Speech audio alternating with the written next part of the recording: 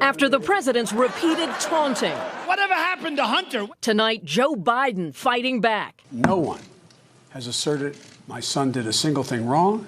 No one has asserted that I have done anything wrong except a lying president. And for the first time, Biden's son, Hunter, is also speaking out through his attorney about his international business ties that have been weaponized by President Trump. Hunter's announcements today an attempt to blunt those attacks, first cutting ties to a Chinese investment firm.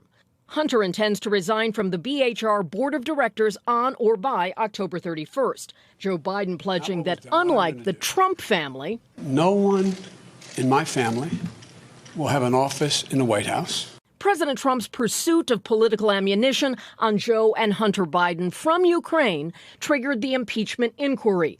The president denies applying pressure. There's no quid pro quo. This week, a key witness, Trump donor and ambassador to the European Union, Gordon Sondland, will testify before Congress.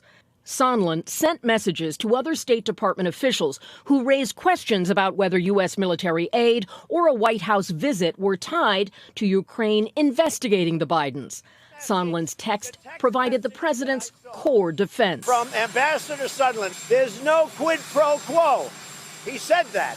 But NBC News has learned from a source close to Sondland that he will tell Congress that he wasn't speaking for himself, but relaying the president's assurance that there was no quid pro quo. However, Sondland does not know independently if that is actually true.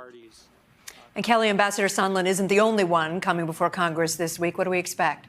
Well, he will appear Thursday, and another former insider, Fiona Hill, who had been the president's expert on Russia and Europe, will testify tomorrow. And she's expected to say Rudy Giuliani and Ambassador Sondland sidestepped normal protocols with their work on Ukraine.